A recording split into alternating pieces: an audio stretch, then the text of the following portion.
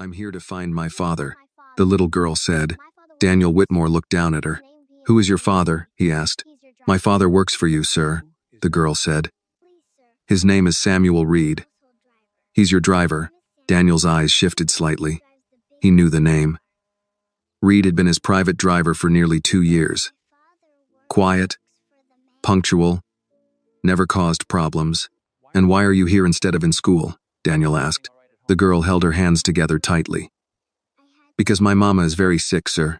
She wants to see my daddy. So I came to bring him home." Before Daniel could respond, another voice came from behind him. "That's not possible." Daniel turned. His son, Ethan Whitmore, was walking down the steps, car keys in hand, dressed for class, confident and practical in the way young men who had grown up around power often were. "If her father is Samuel Reed, then he can't just leave," Ethan said. "He took advance salary. If you take advance salary, you work until the contract is finished.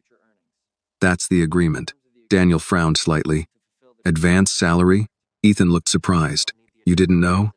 "Mom approved it last year. Reed needed money for his wife's medical treatment. He asked for 2 years' salary in advance. Mom signed the approval. Legal made the contract. He agreed to work full-time, no long leave, until the 2 years are completed." Daniel's expression hardened slightly. "Your mother approved this?" "Yes," Ethan said. "It was legal and fair. If people take money and then leave, the company loses. You always say business only works if rules are followed."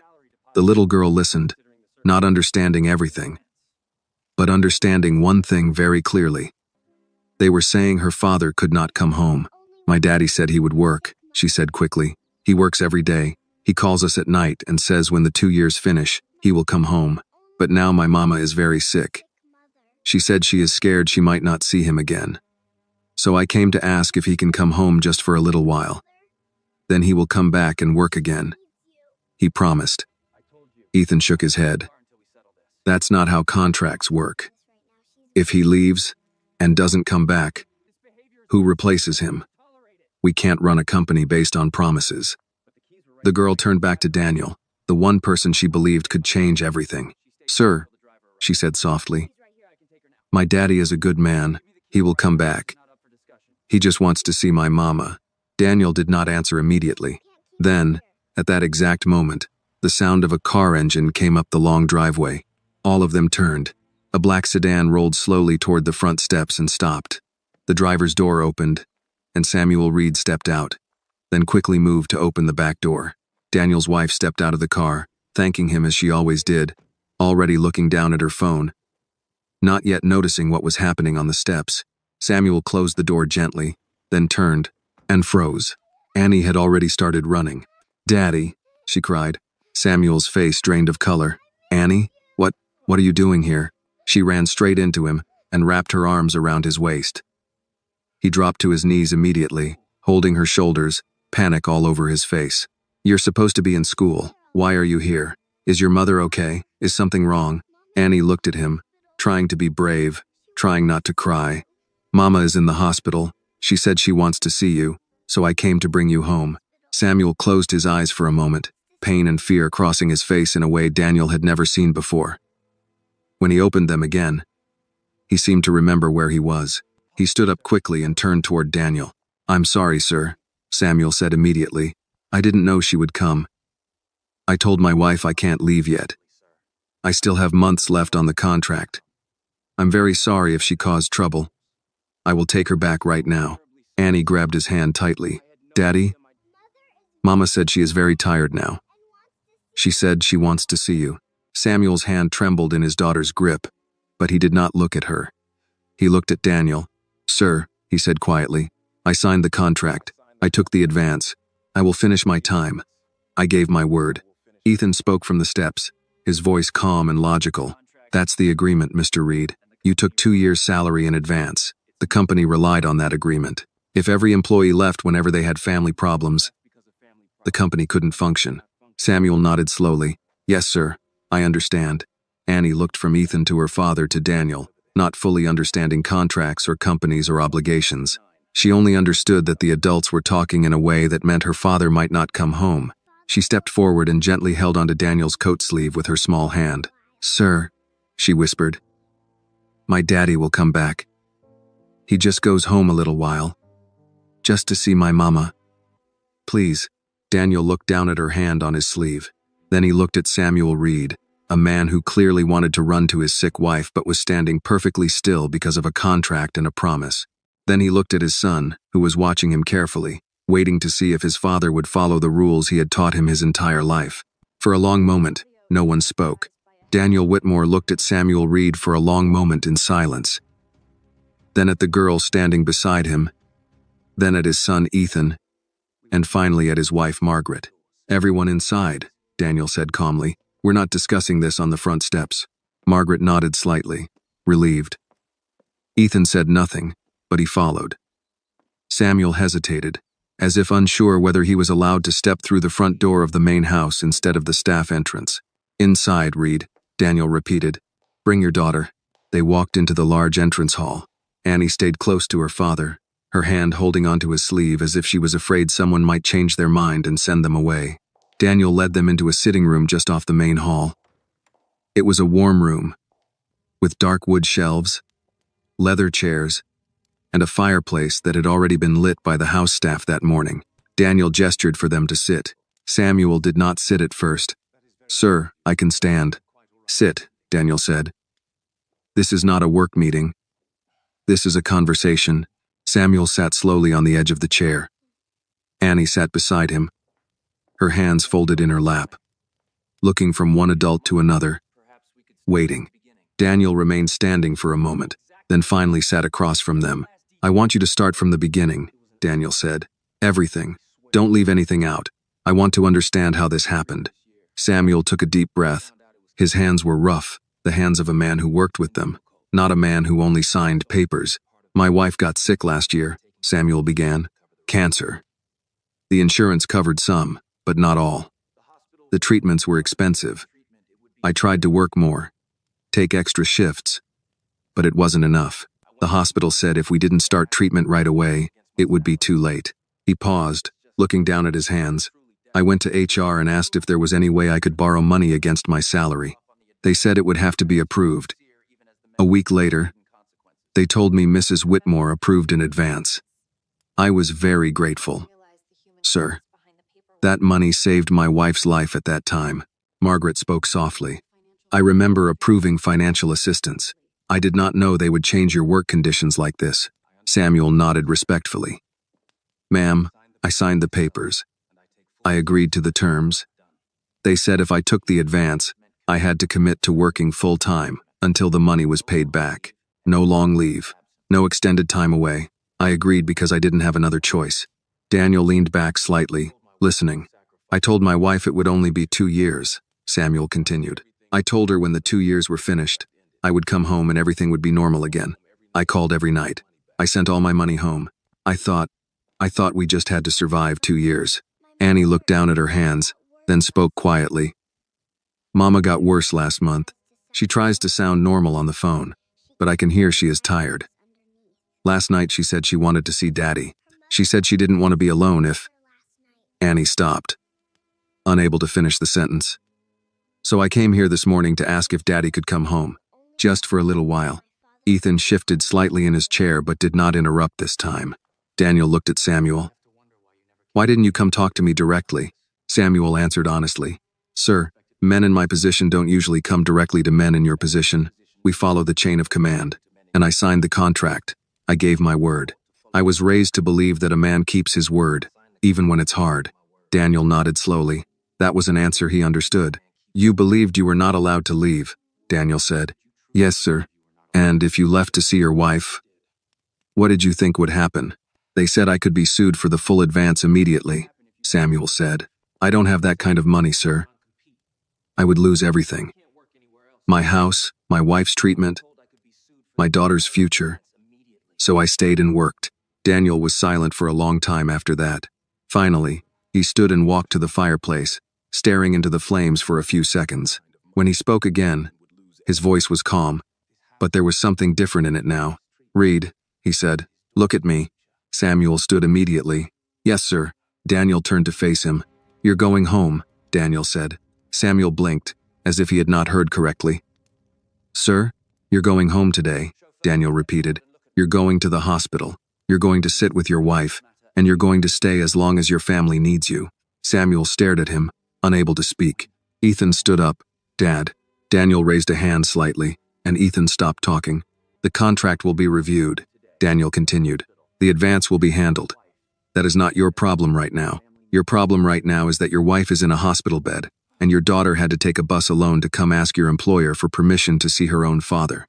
Samuel's eyes were red now, but he was still trying to stand straight like an employee instead of a husband and a father. "Sir, I don't know how to thank you," he said quietly. Daniel shook his head slightly. "Don't thank me. Just go home." Annie looked up at Daniel, as if she was trying to make sure she understood correctly. "Daddy can come home?" she asked. Daniel looked at her and nodded once. "Yes, your father is going home. If this story touched your heart, please like this video and leave a comment telling us where you are watching from. Your support helps this channel reach more people who believe in kindness, justice, and the power of family. And if you enjoy stories like this, don't forget to subscribe so you never miss the next story." For the first time since she arrived, Annie smiled. It was not a big smile, just a small one, but it changed her entire face. She reached for her father's hand again and held it tightly. Samuel cleared his throat, still overwhelmed. "Sir, I promise I will come back to work as soon as—" "Reed," Daniel said gently but firmly. "Right now, you are not speaking to your boss. You are speaking to a man who is telling you to go be with your family." Samuel lowered his head. "Yes, sir." Daniel walked to the desk near the wall, wrote something quickly on a card, and handed it to Samuel. "This is my direct number," Daniel said. "When you get to the hospital, you call me and tell me what your wife needs. Not what the contract says. What your wife needs. Do you understand me?" Samuel took the card with both hands. "Yes, sir, I understand." As Samuel and Annie prepared to leave the room, Annie turned back once more. "Thank you, sir," she said quietly. When Samuel Reed and his daughter left the Whitmore estate that morning, the house felt strangely quiet, as if something important had passed through its doors and left the air changed behind it. Daniel stood in the entrance hall for a long time after the front door closed. He could hear the faint sound of the car engine as Samuel drove away, probably faster than he had ever driven Daniel to any meeting or airport. A man driving toward his family did not drive the same way as a man driving his employer. Behind him, Ethan spoke first. "You just broke a signed contract, Dad." Daniel did not turn around immediately. "No," he said calmly. "I corrected a mistake." Ethan frowned. "It wasn't a mistake. It was an agreement. He took money. He works until it's paid back. That's how the world works." Daniel turned now and looked at his son carefully. "That's how business works. That's not always how life works." Ethan crossed his arms. "If word gets out that employees can get out of contracts by showing up with a sad story, you're going to have a line of people at that gate." Daniel nodded slightly. "Maybe we should ask why they would feel the need to stand at that gate in the first place." Ethan didn't have an answer for that, so he said nothing more. Margaret, who had been standing quietly near the stairs, finally spoke. "You did the right thing," she said softly. Daniel looked at her. "Did I?" She nodded. "Yes, but I think the real question is not Reed. The real question is who wrote that contract the way it was written." Daniel didn't reply, but the look in his eyes said he was already thinking the same thing. He went back to his office, closed the door, and placed Samuel Reed's contract on his desk again. He read every line slowly. This time not as a CEO looking at legal language, but as a man trying to understand how another man had lived for 2 years under the weight of those words. 2 years, 730 days. Driving, waiting, opening doors, carrying bags, standing outside restaurants in the cold, sleeping in a small room above the garage, calling home at night and telling his wife and daughter that everything would be okay when the contract ended. Daniel leaned back in his chair and closed his eyes for a moment. He remembered being 22 years old, working loading docks in winter, saving every dollar, sending money back to his own mother. He remembered what it felt like to be tired all the time and still say yes when the boss asked you to work another shift because you needed the job more than you needed sleep. A knock on the door interrupted his thoughts. "Come in," he said. Mark stepped in. "Sir, I spoke with the hospital. Mrs. Reed is stable. The doctors say the treatment is working. but she needs continued therapy and rest. It's serious, but not as critical as they feared last night. Daniel felt something in his chest loosen slightly, though he didn't show it. So she's not dying? No, sir, not immediately, but she is very weak. The doctor said family support is important right now. Family support. Daniel nodded once. Good. Make sure Reed knows his job is secure while he's gone. Yes, sir. And Mark, Daniel added, I want a full review of all employee advance contracts. Every department. Every manager. I want to know if Reed is the only one working under terms like this. Mark hesitated. Sir, if we start digging into operations, we may find things the board won't like. Daniel's expression didn't change. Then the board should prepare to be unhappy. Mark gave a small nod. Yes, sir. After Mark left, Daniel stood and walked to the window again. The driveway was empty now. The morning had returned to its normal rhythm: deliveries, gardeners, staff moving between buildings. But Daniel could not stop thinking about one thing Annie had said. My daddy said you are a fair man. That's why I came to ask you. He said the words quietly to himself now, testing how they sounded in the silence of his office. A fair man. It was a strange thing to be judged by a child you had never met, especially when that child believed something about you that you were not entirely sure was true. That afternoon, Ethan came into his office again, this time without the confidence he had shown that morning. I talked to some people in operations, Ethan said, about the advance contracts. And? Daniel asked. Ethan shifted his weight slightly. Reed isn't the only one. There are others. Mostly drivers, maintenance staff, a few warehouse guys, people who needed money for medical bills, immigration lawyers, family problems. They take advances, and then the contracts get tighter. Tighter, Daniel repeated. More restrictions, Ethan said. More penalties if they leave. Longer required hours. It's all technically legal. Daniel looked at his son for a long moment. Do you still think this is just how the world works? Ethan didn't answer right away. He walked to the window and looked out at the same driveway his father had been staring at all morning. I think, Ethan said slowly, that I never really thought about the people who work for us as people with lives. I just thought of them as employees. Daniel nodded slightly. That's because it's easy to care about numbers. Numbers don't have families. They stood there in silence for a while. Father and son, looking out at the property that had given them everything: money, security, power, comfort. Finally, Ethan spoke again. That little girl, he said. She wasn't afraid of you. Daniel almost smiled, but not quite. No, he said. She wasn't.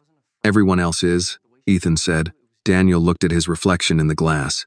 A 40-year-old billionaire in a tailored suit, standing in a house too big for one man, running a company that employed thousands of people whose names he would never know. But one of them had a daughter who believed he was a fair man.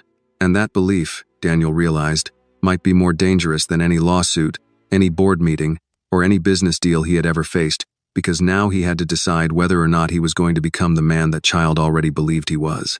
That evening, the Whitmore house was quieter than usual. Daniel sat alone in the dining room, a long polished table set for 3, even though only 2 people lived in the house now that Ethan spent most of his time at the university. The house staff moved quietly, placing plates, pouring water, lighting the small candles Margaret liked to have at dinner even when it was just family. Margaret sat across from him, unfolding her napkin slowly. She watched her husband for a moment before speaking. You've been thinking about that family all day, she said.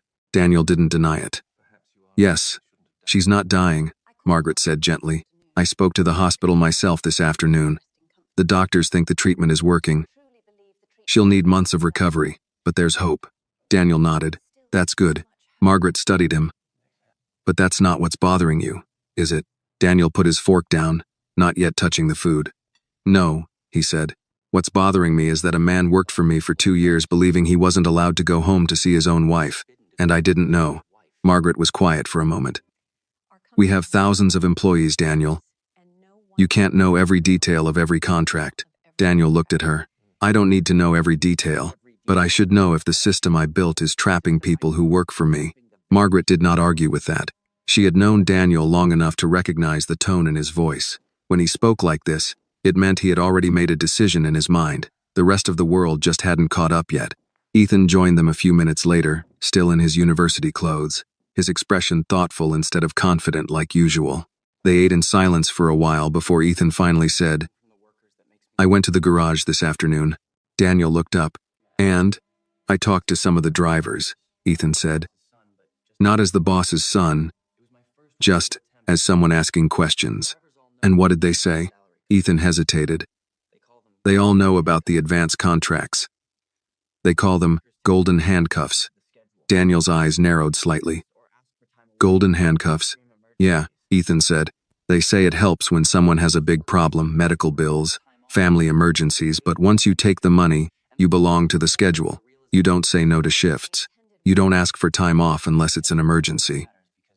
And even then, most of them don't ask because they're afraid of losing the job." Margaret put her fork down slowly. "That's not what I intended when I approved those advances." Ethan nodded. "I know, but that's what it became." Daniel leaned back in his chair. "And Reed? They all respect him," Ethan said.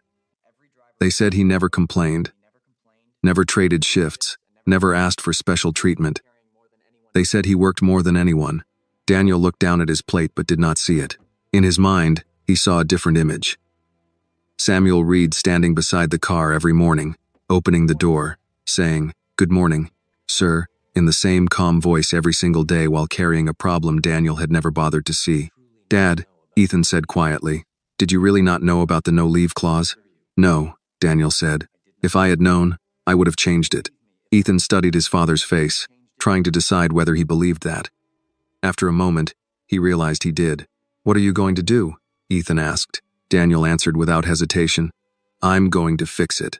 The next morning, Daniel arrived at the office earlier than usual. The headquarters of Whitmore Logistics and Security was a glass and steel building in Stamford, overlooking the harbor. From the outside, it looked like success: clean lines, polished floors, quiet elevators, people in suits moving with purpose. Inside the top-floor conference room, the senior management team was already waiting when Daniel walked in. Richard Cole from operations, 2 HR executives, the legal director, and the CFO. They all knew this was not a routine meeting. Daniel Whitmore did not call early morning meetings unless something important was about to change. Daniel did not sit immediately. He stood at the head of the table and placed Samuel Reed's contract in front of him. "I want to talk about employee advance contracts," Daniel said. Richard Cole spoke first, confident as always. "Sir, if this is about Reed, the contract is fully legal. Our lawyers—" Daniel raised his hand slightly. Richard stopped talking. "I am not asking whether it is legal," Daniel said calmly. "I am asking whether it is right." No one spoke. Daniel opened the contract and slid it across the table toward them. This man believed he was not allowed to visit his sick wife because of this document. "He worked for me every day while his family fell apart somewhere else, and none of you thought that was a problem worth mentioning." The HR director shifted uncomfortably. "Sir, many employees prefer strict contracts. It guarantees repayment and job security." Daniel looked at her. "Job security is not supposed to mean personal imprisonment." Richard leaned forward slightly. "With respect, Daniel, we are running a business, not a charity. If we start letting personal situations override contracts, we lose structure. And structure is what made this company successful." Daniel finally sat down, folding his hands on the table. "Structure is important," he said. "But structure without humanity becomes exploitation." The room was very quiet now. "I built this company from nothing," Daniel continued, "and I did it with people like Samuel Reed.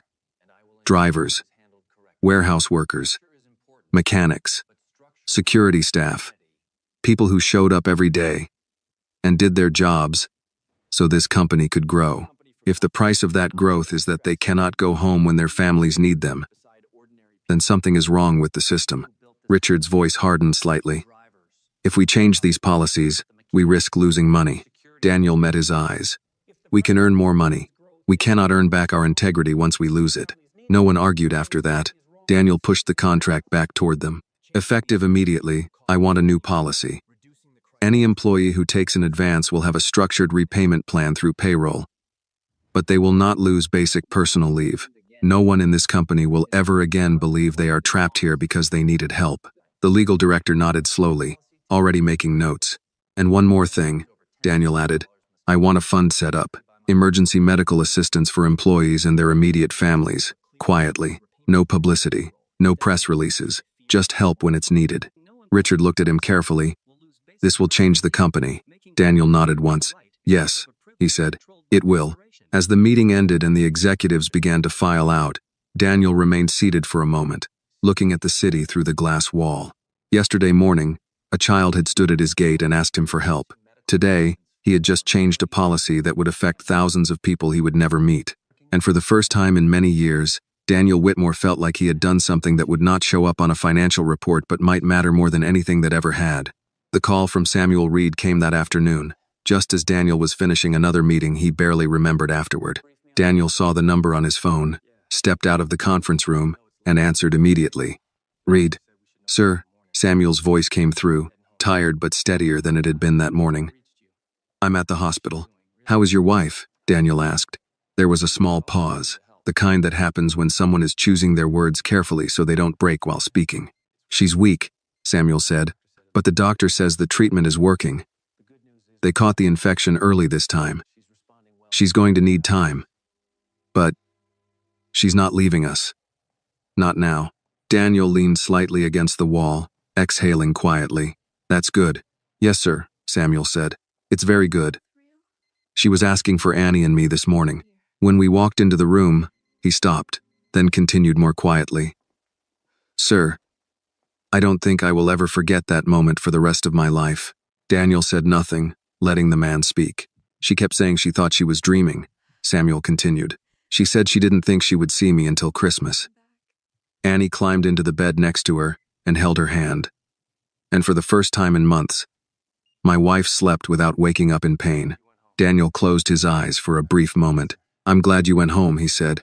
Yes, sir, Samuel replied. I just called because I wanted to tell you I will come back to work as soon as my wife is stable. I gave my word. Daniel shook his head even though Samuel couldn't see him. Reed, we're going to talk about that later. Right now, your job is to be a husband and a father. The company will survive without you for a few days. Yes, sir, Samuel said, but I still wanted to say thank you. My daughter thinks you are. He hesitated, then gave a small, embarrassed laugh. She thinks you are some kind of hero now. Daniel almost smiled. I'm not a hero, Reed. I'm a businessman who should have asked more questions a long time ago. There was a pause on the line. Then Samuel said something that stayed with Daniel long after the call ended. Sir, most people in my position don't expect men in your position to ask questions. We just hope they are fair when it matters. After the call ended, Daniel stood in the hallway for a long time, looking out over the office floor below where hundreds of people were working, phones ringing, keyboards clicking, meetings starting and ending, numbers moving across screens. Most of those people would never meet him. Many of them would never speak to him. But their lives moved in small ways, according to decisions he made in quiet rooms, like the one he had just stepped out of. That realization felt heavier now than it ever had before. That evening, when Daniel returned home, he found Annie sitting at the large kitchen table with Margaret. A half-finished glass of milk sat in front of her, and a plate with a grilled cheese sandwich cut neatly into triangles. Margaret looked up as Daniel walked in. They're staying at the hospital tonight, she said. Samuel didn't want Annie to see her mother wake up confused again in the middle of the night, so I told him Annie could stay here with us. Daniel looked at Annie. Is that okay with you? Annie nodded politely. Yes, sir.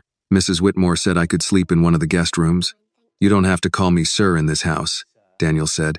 You can call me Mr. Whitmore, or Daniel. Annie thought about that very seriously, as if it were an important decision. Okay, Mr. Daniel, she said. Margaret smiled softly and went back to making tea. Daniel sat down at the table across from Annie. Up close, he noticed again how careful she was with everything, how she held the glass with both hands, how she sat straight in the chair, how she watched adults' faces before speaking, like she was always making sure she wasn't causing trouble. Did you talk to your mother today? He asked. Annie nodded. Yes, she was happy today. She smiled a lot. That's good. She said to tell you thank you, Annie added. She said she knows important people are very busy, so for you to help us means you must be very kind. Daniel did not know what to say to that, so he just nodded once. They sat in silence for a minute. Then Annie asked a question that surprised him. Mr. Daniel, are you very rich? Margaret glanced over quickly. But Daniel answered without hesitation. Yes, he said. I am. Annie considered that. Then you must have a lot of important things to do every day. I do, Daniel said. She nodded again, as if confirming something in her mind. Then thank you for using your important time to help my family. Daniel looked at her for a long moment. In boardrooms, people thanked him for investments, partnerships, deals, donations, speeches. They thanked him because they wanted something, or because it was polite, or because it was business. But this child was thanking him for giving her father permission to go sit beside her mother's hospital bed. That was the moment Daniel began to understand that power was not just about what you could build, buy, or control. It was also about the small decisions you made that could change the direction of someone else's life completely, and how easily those decisions could be made if you simply decided to care. Later that night, after Annie had gone upstairs with Margaret to see the guest room, Daniel walked into his study and sat down alone. The house was quiet again, but it no longer felt empty in the same way it had before. On his desk were two things: Samuel Reed's contract and a blank notepad. Daniel Whitmore, billionaire, CEO, builder of a company worth more than most towns, sat in his study and began writing a list by hand. Employee emergency fund, contract review committee, mandatory family leave policy, direct reporting line for employee grievances, education fund for employees' children. He stopped writing and looked at the list. 2 days ago, none of this had been on his agenda. 2 days ago, Annie Reed had just been a name he had never heard, the daughter of a driver he barely knew, living a life completely separate from his own. Now, because a child had stood at his gate and asked him for help, he was rewriting parts of the system he had spent 20 years building. Daniel leaned back in his chair and thought about something Samuel had said on the phone. We just hope they are fair when it matters. Daniel Whitmore looked around his large, quiet study and realized that for the first time in many years, he was not thinking about profit, expansion, or competition. He was thinking about whether or not he had been fair, and whether or not, from this point forward, he intended to be. The next morning, Daniel woke earlier than usual. For years, his mornings had followed the same pattern. Wake up at 6. Read financial reports, check overseas markets, scan emails, quick breakfast, car by 7:30. Every minute had a purpose. Every hour had a result. That was how he had built his life, one controlled day after another. But this morning, when he walked into the kitchen, he found Annie already sitting at the table, her feet not quite touching the floor, a bowl of cereal in front of her. She sat very straight when she saw him, like a student when a teacher walks into the room. "Good morning, Mr. Daniel," she said. "Good morning, Annie," he replied. Margaret stood at the counter pouring coffee. "She's been up since 6, Margaret said quietly. She said she didn't want to be asleep when her father called. Daniel nodded and sat at the table. "Did he call yet?" Annie shook her head. "Not yet. But he said he would call this morning before the doctors come." Daniel poured himself coffee and sat across from her. For a few minutes, the only sound in the kitchen was the soft clink of a spoon against a bowl and the low hum of the refrigerator. "Are you worried?" Daniel asked. Annie nodded, then quickly added, "But Mama said worrying doesn't help, so I'm trying to be brave." Daniel looked at her carefully. "Being brave doesn't mean you're not scared," he said. "It just means you do what you have to do even when you are." Annie seemed to think about that very seriously, as if she were storing the sentence somewhere important in her mind. At that moment, Margaret's phone rang. She looked at the screen and smiled slightly. "It's Samuel," she said, then handed the phone to Annie. "It's your father." Annie slid off the chair and took the phone with both hands. "Daddy?" Daniel and Margaret pretended not to listen, but in a quiet kitchen, it was impossible not to hear at least part of the conversation. "Yes, I'm at the big house. Yes, Mrs. Whitmore made me cereal. Is Mama awake? Can you tell her I love her?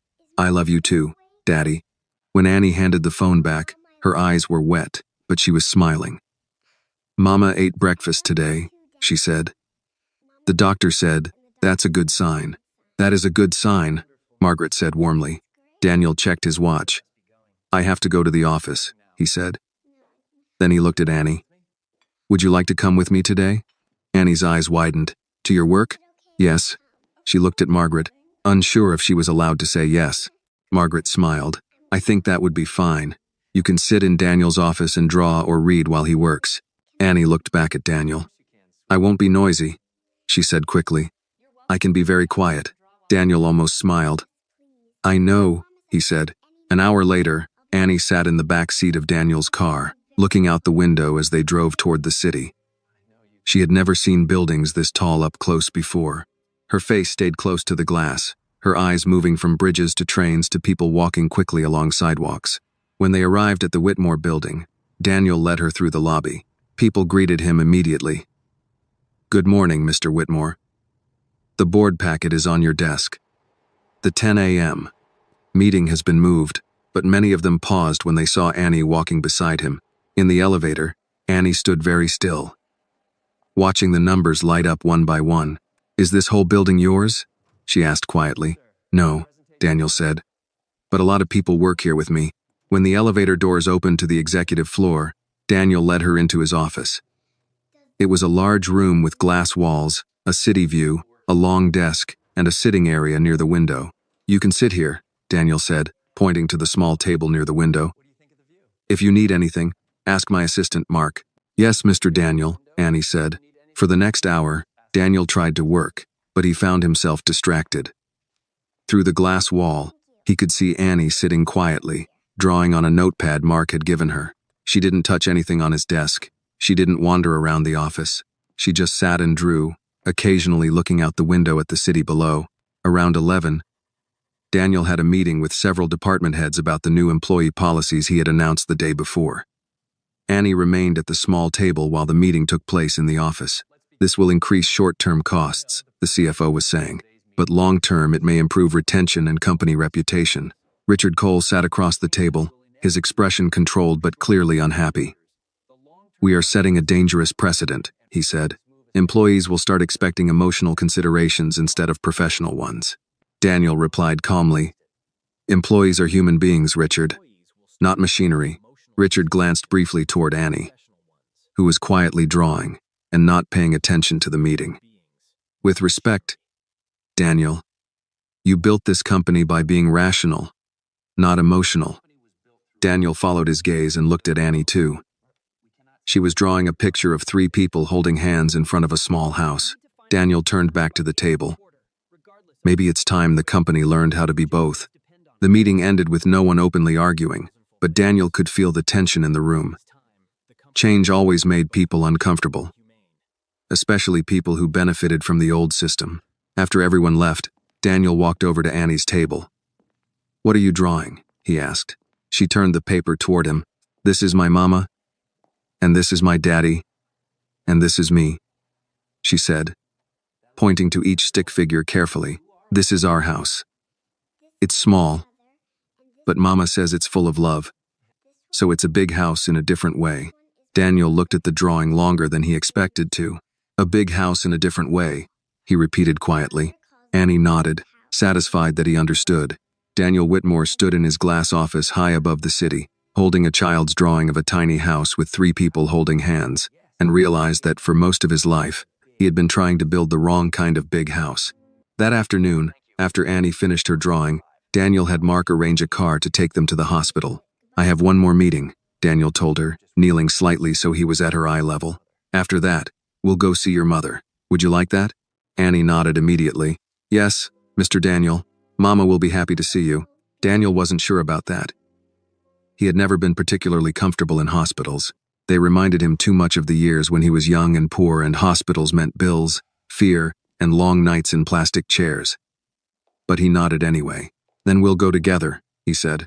By late afternoon, they were walking through the quiet halls of St. Mary's Medical Center. The smell of antiseptic and the soft beeping of machines filled the air. Nurses moved quickly but gently, and voices were kept low, as if everyone understood that hospitals were places where life could change in a single conversation. Annie walked slightly ahead now because she knew the room number. When they reached the door, she stopped and looked back at Daniel. Mama gets tired fast, she said, but she smiles when Daddy is there. Daniel nodded. Okay. Annie pushed the door open gently. Samuel Reed was sitting beside the bed, leaning forward, his large hand wrapped carefully around his wife's much thinner one. He looked up when they entered, surprised. Sir, he said, starting to stand. Daniel shook his head. Sit down, Reed. Samuel nodded and sat again. In the bed, Annie's mother turned her head slowly. She looked weak, but her eyes were clear and warm. Annie walked straight to her and climbed carefully onto the edge of the bed. "Mama, this is Mr. Daniel," Annie said softly. "He's the one I told you about. He let Daddy come home." Mrs. Reed looked at Daniel for a long moment, then gave a small smile.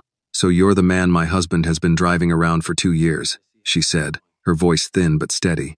Daniel stepped closer to the bed. "Yes, ma'am." "Then I owe you a thank you," she said. Daniel shook his head. "You don't owe me anything." She smiled slightly. "Maybe not. But I'm going to say thank you anyway, because last night was the first night in a long time I slept without being afraid." The room was quiet after that. Daniel did not know what to say, so he just nodded once. Samuel spoke quietly. "Sir, came to see how you're doing." Mrs. Reed looked at Daniel again. "You must be a very busy man." "I am," Daniel said. "And you still came here," she said. "That means either you are very kind, or my daughter is very stubborn." Annie smiled a little. "Mama," Mrs. Reed squeezed her hand gently. "Both can be true," she said. They talked for a few minutes more. Nothing dramatic, just small things. The doctor's plan, the treatment schedule, how Annie was doing in school, normal conversation, but it felt important in a way Daniel could not explain. At one point, Mrs. Reed looked at her husband and said, "Samuel, you look less tired today." Samuel smiled slightly. "I slept in a chair next to you. That's better than sleeping anywhere else." Daniel watched the way they looked at each other, the quiet understanding between them. He had been in rooms with billion-dollar deals and men who controlled entire industries. But he realized now that power did not always look like boardrooms and contracts. Sometimes it looked like a man holding his wife's hand in a hospital room and refusing to leave. After a while, the nurse came in and said Mrs. Reed needed to rest. Annie hugged her mother carefully. Samuel kissed his wife's forehead. Daniel stepped back toward the door. "Mr. Whitmore," Mrs. Reed said softly before he left. Daniel turned. "Please take care of my husband when he comes back to work," she said. "He won't ask for anything. He never does." Daniel looked at Samuel, then back at her. "I know," Daniel said. "That's part of the problem." She smiled slightly, as if she understood exactly what he meant. When they stepped out into the hallway, Annie slipped her hand into Daniel's without saying anything. He looked down, a little surprised, but he didn't pull his hand away. "Thank you for coming," Annie said quietly as they walked toward the elevator. "Mama was nervous to meet you. She thought maybe very rich people don't like meeting people like us." Daniel pressed the elevator button and looked down at her. "People like us?" he asked. She nodded. "People who don't have much money." The elevator doors opened. They stepped inside. Daniel thought for a moment before answering.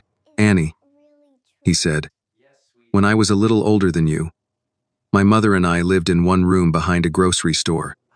We didn't have much money either." Annie looked up at him, surprised. "Really?" "Yes," he said. "Really." "Then, you're like us," she said, trying to understand. Daniel thought about that as the elevator went down. "I used to be," he said. "I just forgot for a while."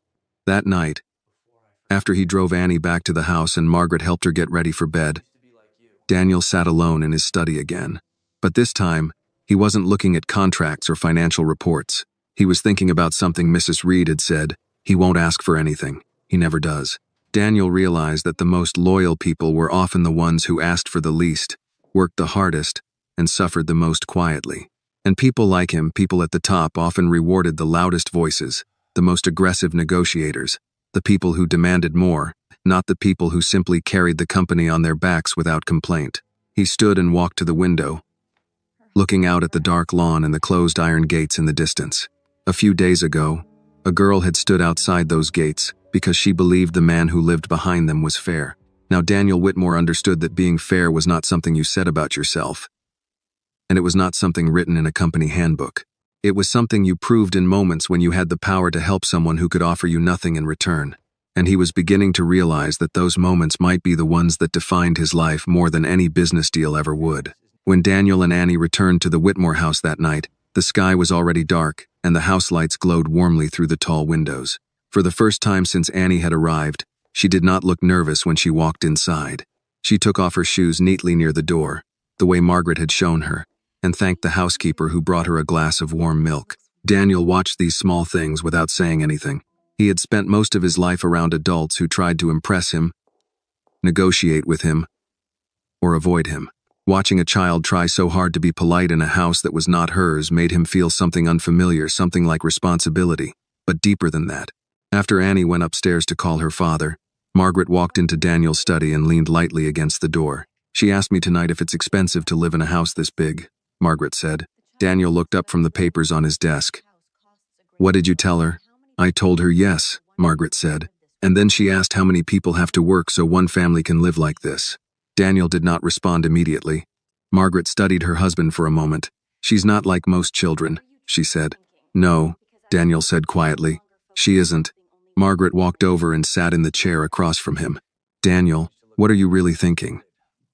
Because I can see it on your face, you're not just helping this one family. You're thinking about something bigger." Daniel leaned back in his chair and looked at the list he had written the night before the employee fund, the new policies, the contract reviews. "When I was young," Daniel said slowly, "I used to think rich people were a different species, like they lived in another world with different rules, and I promised myself that if I ever became one of them, I would never forget what it felt like to be on the other side of the gate." Margaret listened quietly. "I think," Daniel continued, "somewhere along the way, I didn't forget. I just stopped looking." Margaret nodded. "Success does that. It builds walls slowly. You don't notice them until someone knocks on the door." Daniel gave a small, thoughtful smile. "Or stands outside the gate for 3 hours." They were both quiet for a moment. Upstairs, Annie's small voice could be heard faintly through the hallway as she talked on the phone with her father. She was telling him about the big office, the tall buildings, the grilled cheese sandwich Margaret made, and how her mother smiled that afternoon. "She makes everything sound like an adventure," Margaret said softly. Daniel nodded. "Children do that. They turn survival into adventure so it doesn't feel like fear." Margaret looked at him carefully when he said that, but she didn't ask what memory he was thinking about. The next day, Daniel asked Mark to bring him a list of all employees who had taken advance salary in the past 5 years. When the folder arrived, it was thicker than he expected. He opened the file and began reading names, positions, reasons for advances, medical bills, house fire, immigration lawyer, child surgery, funeral costs, flood damage, cancer treatment. Each line was a small disaster in someone's life, and next to each disaster was a contract, a repayment schedule, and in some cases, restrictions Daniel had never personally approved but had existed under his company name. Around noon, Ethan walked into the office again. "You look like you just discovered something you don't like," Ethan said. Daniel closed the file slowly. "I discovered that our company has been making very good business decisions and very questionable human decisions at the same time." Ethan sat down across from him. "I've been thinking about what you said yesterday," he admitted. "About structure and humanity." "And?" Daniel asked. "I think I understand now," Ethan said. "It's easy to make rules when you're not the one those rules are trapping." Daniel nodded once. "Yes, that's exactly right." Ethan hesitated, then said, "I want to help with the new employee fund. Not just sign papers. I want to actually work on it." Daniel looked at his son for a long moment. "Why?" Ethan shrugged slightly, but his voice was more serious than usual. "Because yesterday, when that girl held your sleeve and asked you to help her father, I realized something. If I had been the one standing here alone, I would have told her no and walked back into the house. And I don't like what that says about me." Daniel did not speak for a moment. Then he said quietly, "The good news is that you noticed. Some men go their whole lives without noticing." Ethan nodded slowly.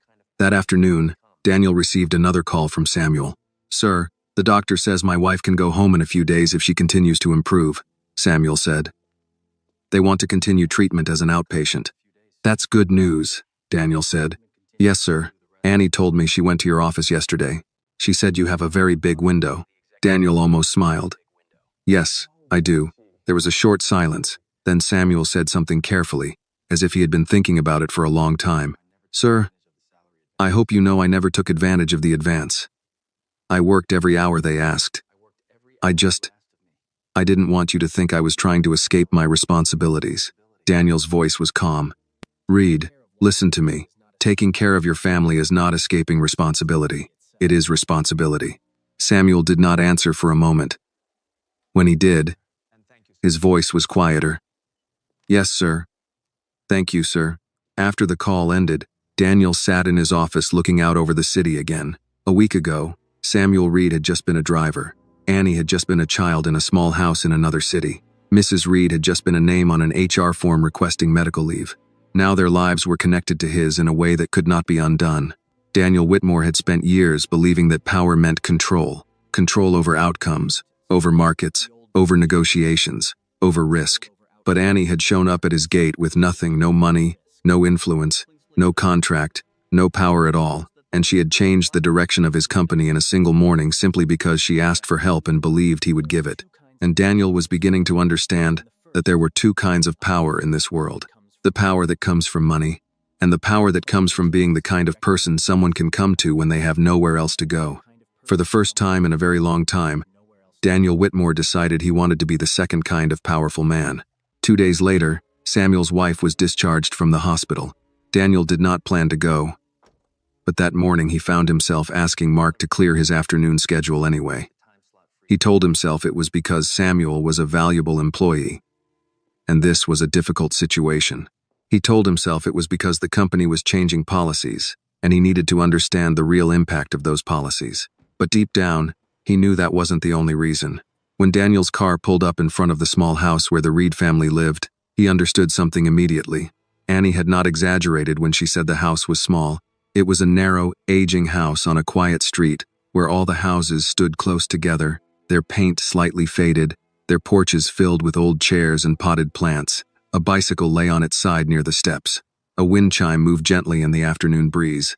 It was not the kind of place Daniel Whitmore had been inside for a very long time. Samuel opened the front door before Daniel even reached it, as if he had been watching through the window. "Sir," Samuel said, clearly surprised. "You didn't have to come." Daniel nodded once. "I was in the area." It was not true, and both men knew it. But Samuel did not argue. Inside, the house was clean but worn. The furniture was old but carefully maintained. Family photos covered one wall: Annie as a baby, Annie on her first day of school, Samuel and his wife standing in front of the same house years ago, all of them smiling like people who did not have much, but were proud of what they did have. Mrs. Reed was sitting in a chair near the window with a blanket over her knees. She looked tired, but much stronger than she had in the hospital. "Mr. Whitmore," she said with a warm smile, "welcome to our home." Daniel nodded politely. "Thank you for letting me visit." Annie ran in from the kitchen. "Mr. Daniel, Mama came home today, I heard," Daniel said. "That's very good news." Mrs. Reed gestured toward the small dining table. "Samuel made coffee. We don't have the kind you probably drink, but it's hot." Daniel almost smiled. "Hot coffee is good coffee," he said. They sat at the small table together. Daniel Whitmore, billionaire; Samuel Reed, driver; Mrs. Reed, recovering patient; and Annie, who sat very straight in her chair like this, was the most important dinner of her life. For a while they talked about simple things: medication schedules, follow-up appointments, Annie's school, the weather, normal conversation. But underneath it, Daniel could feel something else: dignity. This family did not ask him for money. They did not ask him for favors. They did not complain about the contract or the long hours or the 2 years Samuel had spent mostly away from home. They were simply grateful that he had let a husband go home to his wife. At one point, Mrs. Reed looked at Daniel and said, "My husband told me you're changing some policies at your company." Daniel nodded. "Yes." She studied him for a moment. "Then I hope you know something," she said. "What's that?" Daniel asked. "Men like my husband are very proud," she said. "They don't ask for help because they don't want to feel like they owe anyone. So when they take an advance, they will work twice as hard, suffer twice as quietly, and never complain. Not because they are weak, but because they are trying to keep their word." Samuel looked down at the table, embarrassed, but he did not disagree. Mrs. Reed continued, her voice gentle but very clear. "So if you want to be a good boss to men like that, you cannot wait for them to tell you when something is wrong, because they won't. You have to look. You have to ask. And sometimes, you have to protect them even from their own pride." Daniel sat very still, listening to every word. "I think," she said finally, "that's what real leadership is. Not just making sure the company survives, but making sure the people who help you build it survive too." No one spoke for a few seconds after that. Annie broke the silence in the way only a child could. "Mama says Daddy is the strongest man she knows," Annie said. But Mama says even strong people need help sometimes. They just don't like to say it. Daniel looked at Samuel. For the first time since he had known him, he did not see just a driver in a uniform. He saw a man who had been carrying fear, debt, exhaustion, and responsibility for 2 years without letting it show in his voice even once. Daniel reached into his coat pocket and placed an envelope on the table. Samuel looked at it but did not touch it. "Sir, I can't take." "It's not a gift," Daniel said calmly. "It's the difference between what you were paid under that contract and what you should have been paid under a fair one. Consider it a correction." Samuel stared at the envelope, then at Daniel. "Sir, you earned it," Daniel said simply. Mrs. Reed placed her hand gently over her husband's. "Take it," she said quietly. "Not because we need charity, but because sometimes accepting fairness is also a way of keeping your dignity." Samuel swallowed and finally nodded. "Thank you, sir." They sat there a little longer, talking about Annie's school and Samuel's plan to return to work part-time at first while his wife recovered. When Daniel finally stood to leave, Annie walked him to the door. "Mr. Daniel," she said. "Mama says when someone helps you when they don't have to, you should never forget it." Daniel looked down at her. "And what do you think?" he asked. Annie thought for a moment. "I think when I grow up, I want to be the kind of person who can open big gates for people." Daniel felt something tighten in his chest again, that same feeling he had the first morning she stood outside his house. He nodded once. "That's a very good goal, Annie." As Daniel walked back to his car, he looked once more at the small house, the old porch, the wind chime moving in the afternoon light. For most of his life, he had believed he was building an empire. Standing on that small street, he began to realize that what he really wanted to build now was something much harder to measure, something called fairness, something called dignity, something called a life where a child would never again have to stand outside a gate and ask permission just to bring her father home. When Daniel returned to the office on Monday morning, he could feel the difference before anyone said a word. News traveled quietly but quickly inside a company, not through official emails or announcements, but through hallway conversations, break room whispers, drivers talking in parking lots, assistants talking in elevators, warehouse supervisors making phone calls after work. People always knew when something changed at the top, even if no one explained it. As Daniel walked through the executive floor, people greeted him the same way they always did. "Good morning, Mr. Whitmore." But there was something else now, something he had not seen directed at him in a long time. They were looking at him, not just working for him. In his office, Mark was already waiting with a folder. "The new policy draft is ready," he said. "HR and legal worked all weekend on it." Daniel took the folder and sat down. The document was titled, "Employee Advance and Emergency Support Policy, Revised." He read slowly. "No employee who accepts a salary advance will be denied reasonable family or medical leave. All repayment schedules must be structured through payroll deduction only. No department may impose additional restrictions without executive review. Emergency Medical Assistance Fund established for employees and immediate family. Confidential Review Board for employee hardship cases." Daniel closed the folder. "Good," he said. "Send it to the board for formal approval. And after that, I want every employee to receive a copy. Not just managers. Everyone." "Yes, sir," Mark said. Then he hesitated slightly. "Sir, there's something else." "What is it?" "Richard Cole requested a meeting with the board this morning. He's concerned about the financial impact of the new policies." Daniel nodded once. "Of course he is." At 10 o'clock, Daniel walked into the boardroom. The long table was already filled board members, legal advisors, senior executives, and Richard Cole sitting halfway down the table with a stack of printed reports in front of him. Richard stood when Daniel entered. "Daniel," he said, polite but firm, "before the board votes on these new policies, I think we need to discuss the cost." Daniel took his seat at the head of the table. "Go ahead." Richard handed out copies of a financial report. "If we loosen advance repayment restrictions and add paid emergency leave, we increase company liability. If we create a medical assistance fund, that's direct cost. Over time, this could cost the company millions." One of the board members, an older man named Harris, adjusted his glasses. "Is that number accurate?" Richard nodded. "Yes. We are essentially taking on employee personal risk that was previously controlled through contract enforcement." Daniel folded his hands on the table. "Let me ask you a question, Richard. How much does it cost to replace a trained employee? Richard frowned slightly. That depends on the position. Drivers, warehouse supervisors, mechanics, Daniel said. Average cost. Richard hesitated. Training, hiring, lost productivity. Maybe 30 to 50,000 per employee. Daniel nodded. And how many employees do we lose each year because of burnout, family emergencies, or personal crises they can't manage while working full-time schedules? No one answered immediately, so Mark spoke. Last year, across all departments, about 120 employees left for what HR classified as personal hardship reasons. Daniel looked around the table. 120 employees multiplied by even $30,000 is $3.6 million a year in replacement costs. He let that number sit in the room for a moment. The emergency fund and policy changes will cost less than that, Daniel continued. So if you want to talk about cost, let's talk about the real cost of ignoring the people who keep this company running. Richard said nothing. Daniel continued, his voice calm but steady. But this is not just about money. This is about what kind of company we are. Do we want employees who work for us because they are afraid to lose their job? Or do we want employees who work for us because they know we will stand with them when life goes wrong? The older board member, Harris, leaned back in his chair. My father ran a factory, he said slowly. He used to say the same thing. He said if you take care of your workers when they're in trouble, they'll take care of your business when you're in trouble. Another board member nodded.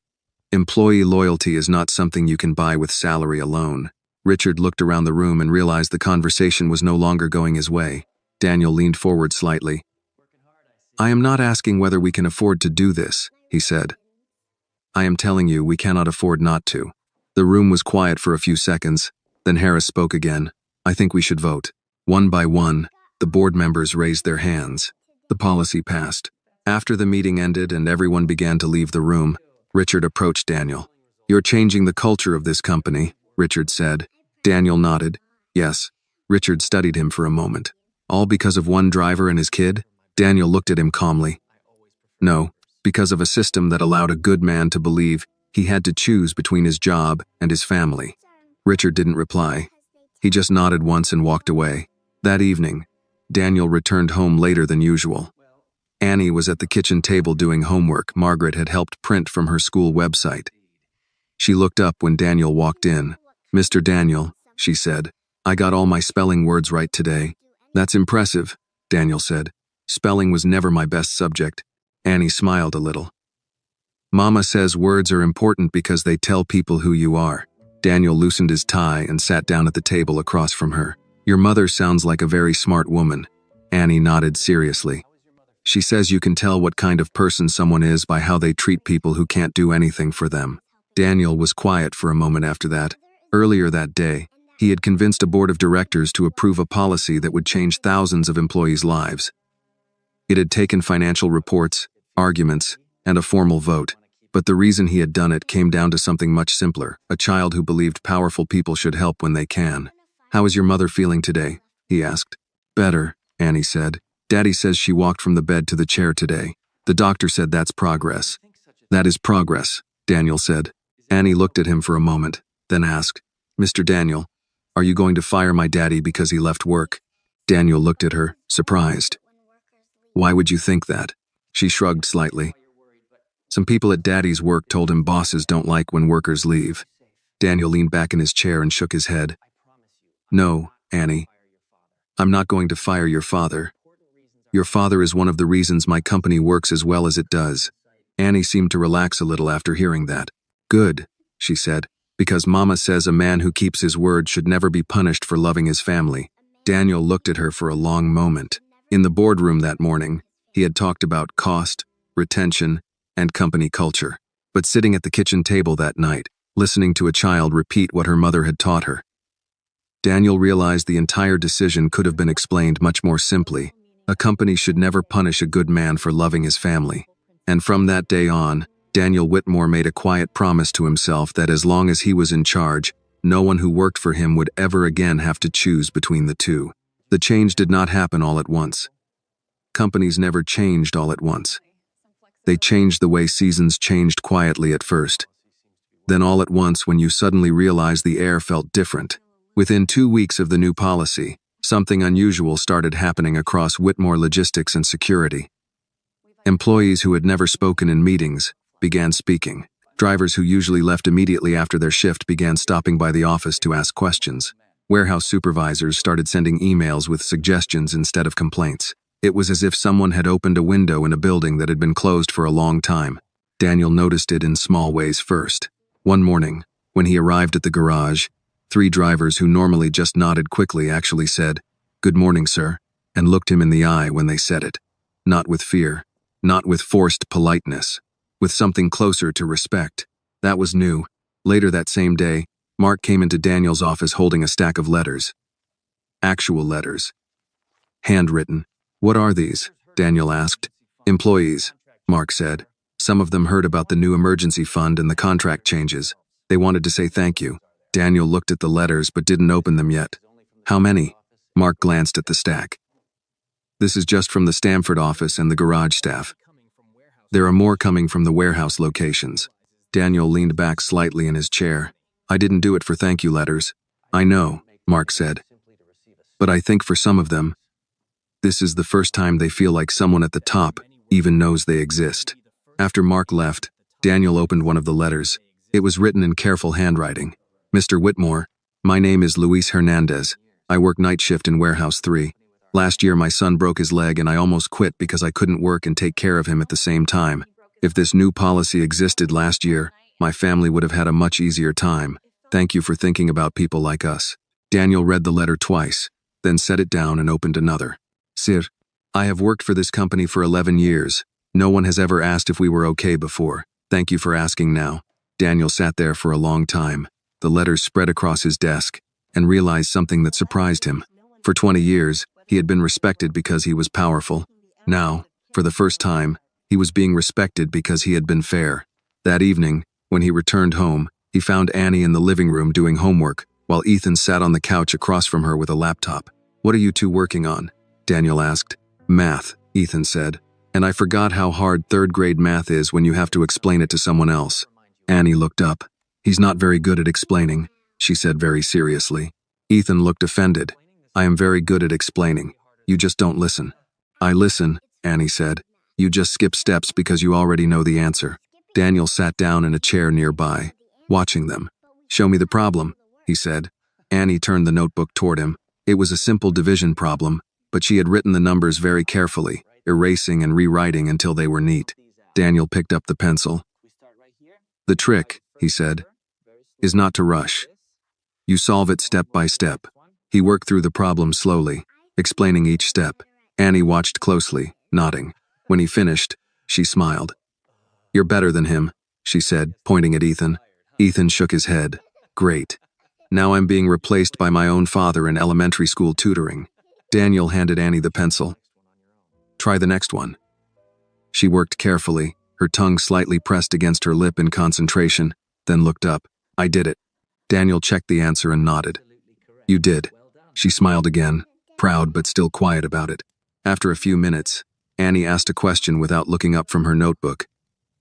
"Mr. Daniel, what did you want to be when you were a kid?" Daniel thought about that for a moment. "I wanted to be someone who didn't have to worry about money," he said. Annie looked up. "Did you do it?" "Yes," Daniel said. "I did." She nodded, then asked, "Are you happy you did it?" Daniel did not answer right away. That was not a question business magazines asked him. That was not a question board members asked him. That was not a question he asked himself very often. "I think," Daniel said slowly, "I was so busy trying to succeed that I didn't think enough about what I was succeeding for." Annie seemed to think about that very carefully. "My mama says work is important," Annie said. "But she says people are more important than work, because work ends when you go home, but people are the reason you go home." Daniel felt that same tight feeling in his chest again. Across the room, Ethan was watching his father, listening very carefully to this conversation. "Annie," Daniel said after a moment, "when your mother gets stronger and things go back to normal, what do you want to do?" Annie shrugged a little. "I want to help my mama and my daddy. And I want to do good in school. And maybe one day I want to have a job where I can help people who are scared." "What kind of job is that?" Ethan asked. Annie thought for a moment. "Maybe a doctor, or a teacher, or maybe." Someone who opens gates. Daniel and Ethan both looked at her. Opens gates? Ethan asked. She nodded. Not just real gates. Life gates. When people are stuck and can't go forward, someone should open the gate for them.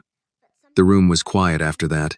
Daniel Whitmore, who owned more buildings than he could count and had signed contracts worth more money than Annie could imagine, sat in his own living room and realized that everything he had been trying to build for 30 years could be described in a much simpler way than he had ever used before.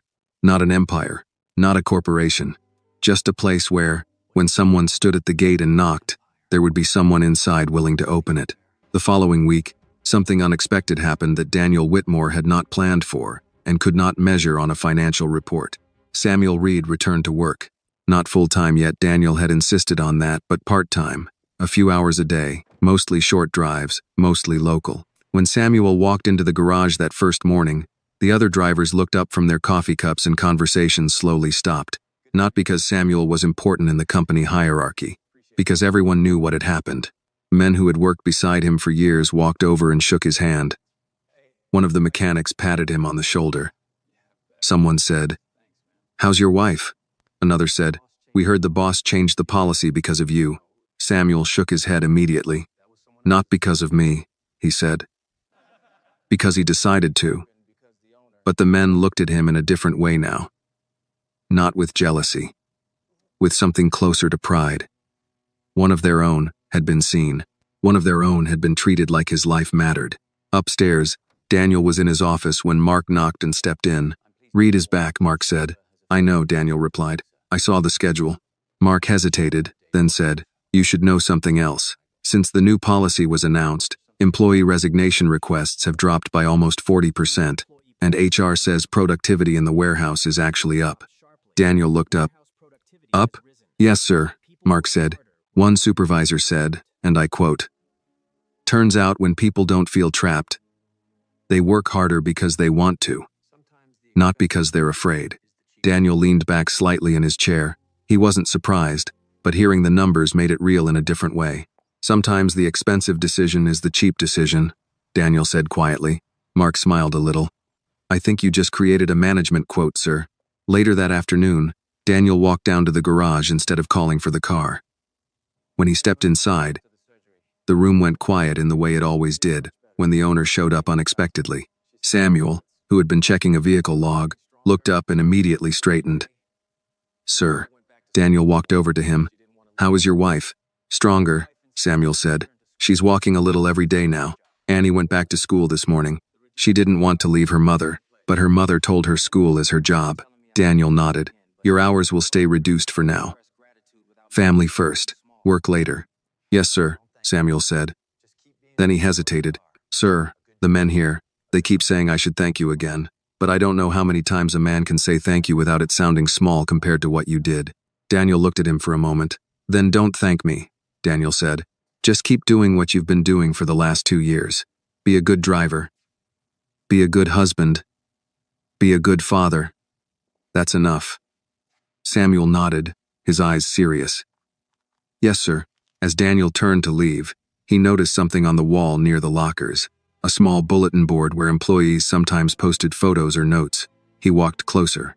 There were pictures of families, children, weddings, new babies, fishing trips, old parents, birthday cakes in small kitchens, high school graduation photos, normal lives, quiet lives, lives that had nothing to do with boardrooms or profit margins, but everything to do with why people woke up every morning and went to work. Daniel stood there looking at that board for a long time. Samuel stepped up beside him. "We put pictures there so when work is hard, we remember why we're working," he said. Daniel nodded slowly. "That makes sense." That evening, when Daniel got home, Annie ran into the hallway with a piece of paper in her hand. "Mr. Daniel, look." He took the paper. It was another drawing. This time, it was a big gate, and the gate was open. On one side of the gate stood a small girl and a man in a driver's uniform. On the other side stood a tall man in a suit. Above the gate, she had written in big, careful letters, "Thank you for opening the gate." Daniel looked at the drawing for a long time. "Do you like it?" Annie asked. "Yes," Daniel said quietly. "I like it very much." She pointed at the tall man in the drawing. "That's you." "And who is this?" he asked, pointing at the small girl. "That's me," she said. Then she pointed at the man beside the girl. "And that's my daddy." Daniel nodded. "And this," Annie said, pointing at the open gate, "is the most important part." "Why is that the most important part?" Daniel asked. "Because if the gate stays closed," Annie said, "people on the outside feel like they don't matter. But when the gate opens, they feel like maybe the world is not as scary as they thought." Daniel swallowed slowly, then handed the drawing back to her. "That's a very important drawing," he said. That night, after Annie had gone to bed and the house was quiet again, Daniel went into his study and sat at his desk. He looked at the drawing she had made, and then at the stack of company reports beside it. For most of his life, he had believed he was building something important because it was big. Now he was beginning to understand that something did not have to be big to be important. Sometimes the most important thing a man could do was something very small, like opening a gate at the right moment for the right person. Daniel Whitmore, billionaire, CEO, builder of a powerful company, sat alone in his study and realized that if he was remembered for anything after he was gone, he did not want it to be the size of his company. He wanted it to be the number of gates he had opened for people who thought they had reached the end of the road. And for the first time in many years, that felt like a goal big enough to spend the rest of his life trying to reach. A month passed, and life slowly began to settle into a new rhythm. Samuel Reed returned to full-time work, but under a different schedule, one that allowed him to have dinner at home most nights and attend his wife's medical appointments twice a week. The new company policies had officially taken effect, and for the first time, employees began using something called family leave without whispering about it like it was a dangerous favor. Daniel noticed the change not in reports, but in faces. People looked less tired. They spoke more in meetings. Supervisors reported fewer mistakes in the warehouse. Drivers reported fewer accidents. HR reported fewer resignations. For years, Daniel had tried to improve performance with better systems, stricter rules, and tighter contracts. Now performance was improving because people were sleeping better at night.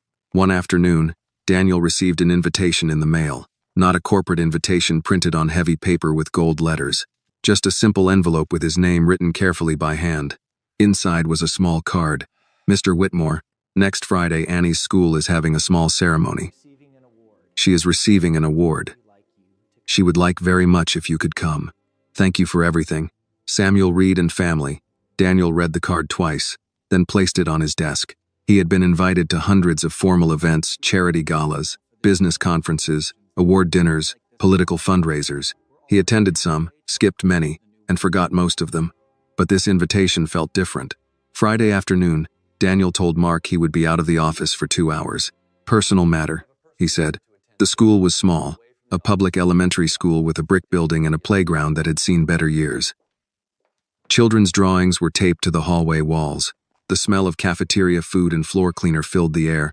Daniel Whitmore, in a dark suit that probably cost more than the school's monthly supply budget, walked into the school auditorium and immediately felt out of place in a way he had not felt in years. Parents sat in folding chairs. Teachers stood near the stage holding clipboards. Children whispered and waved when they saw their families. Samuel spotted Daniel first and stood up quickly. "Sir," he said, surprised and grateful at the same time. "You came. You invited me," Daniel said simply. Mrs. Reed was sitting beside him, still thin but much healthier now, her hair beginning to grow back. She smiled warmly. "Annie is very excited you're here," she said. A few minutes later, the ceremony began. The principal walked onto the stage and began calling students up one by one for reading improvement, for math, for attendance, for kindness. "For kindness," Daniel repeated quietly to himself. He had never heard of an award like that when he was in school. Then the principal said, "This next award is the Community Heart Award. It is given to a student who shows unusual courage, kindness, and care for others. This year, the award goes to Annie Reed." Daniel felt something in his chest as he watched Annie walk onto the stage. She wore a simple blue dress, her hair neatly braided, her steps careful but confident. The principal knelt slightly so she was at Annie's height.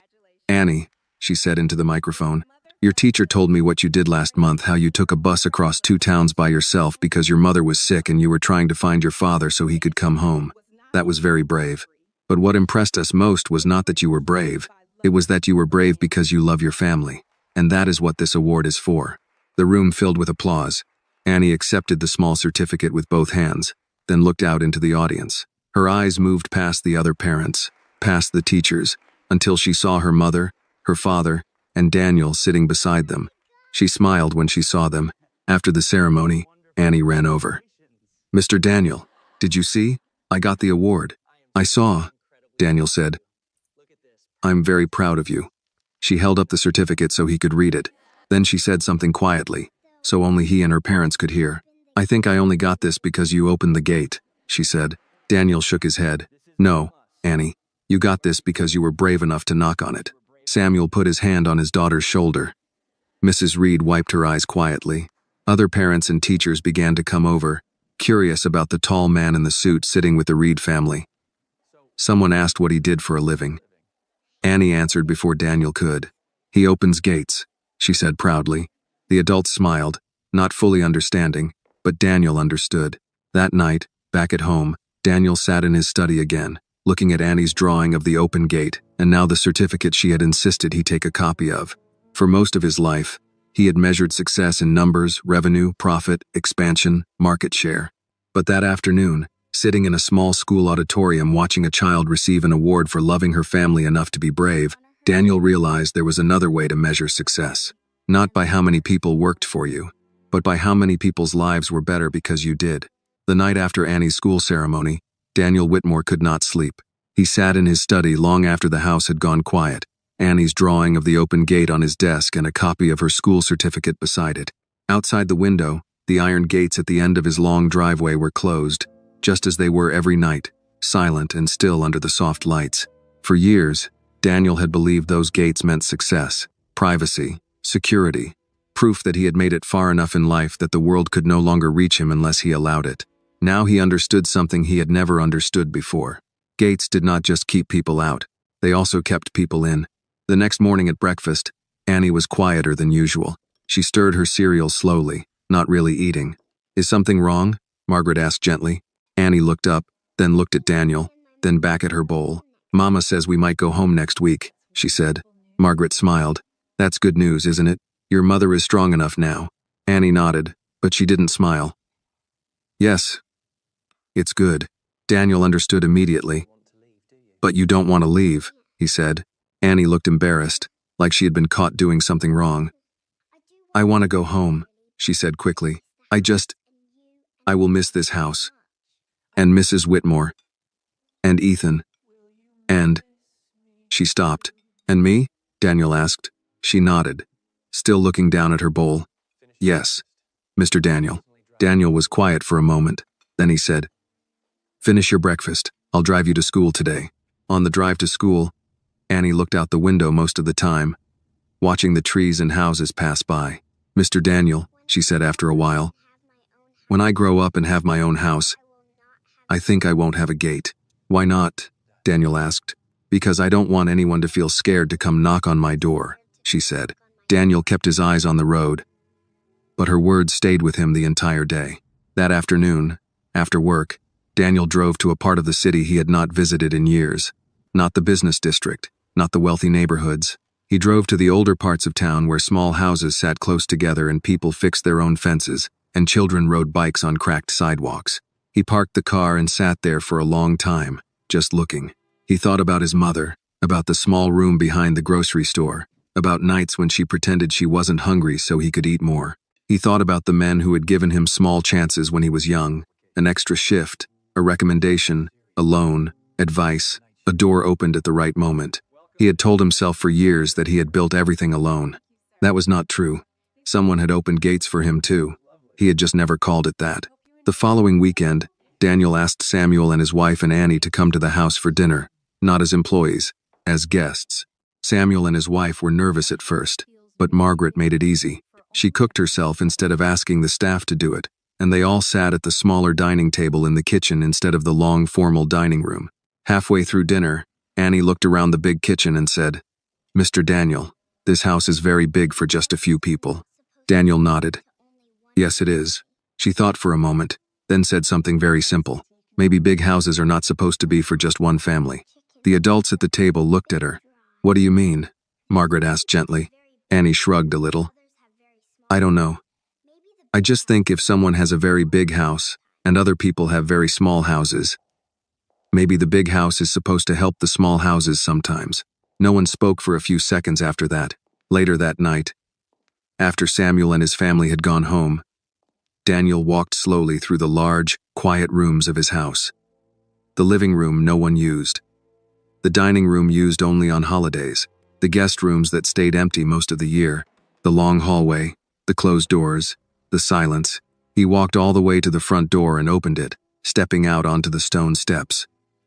In the distance, the iron gate stood under the lights. For a long time, he just stood there looking at them. Then he took out his phone and called Mark.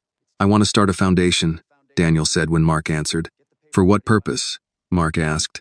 Daniel looked at the gate as he answered. For employees' families, medical help, education, emergency support, and I want a program where employees' children who work hard in school can get scholarships. Quietly, no publicity. Yes, sir, Mark said. And Mark, Daniel added, I also want something else. What's that? I want one day every year where this house is open, Daniel said. For the families of the people who work for this company. A day where they can come here, bring their children, eat, walk the grounds, and see that the place where their mothers and fathers work is not a place that is closed to them. Mark was quiet for a moment. That's not a normal corporate program, sir. Daniel looked at the gate one more time. No, he said. It's not. He ended the call and stood there a little longer in the night air. Behind him was a house that had once felt like a fortress. In front of him was a gate that no longer looked like a symbol of success. It looked like a responsibility. And Daniel Whitmore finally understood something that Annie had known from the very beginning. If you are lucky enough to live behind a gate, then you are also responsible for opening it when someone on the outside has nowhere else to go. That was the last lesson a little girl had come to teach a very rich man, and it was the lesson that changed the rest of his life. The story reminds us that many good people suffer in silence. They work hard, keep their promises, and never complain, even when life is very difficult. These people don't ask for help because they have dignity and pride. That is why true leaders, true bosses, and true human beings must learn to see what is not said, to hear what is not spoken, and to help before someone is forced to beg. This video is a work of fiction created with the assistance of artificial intelligence. All characters, events, and situations are not real, and do not represent any actual people or true stories. The content is intended for storytelling and emotional illustration only.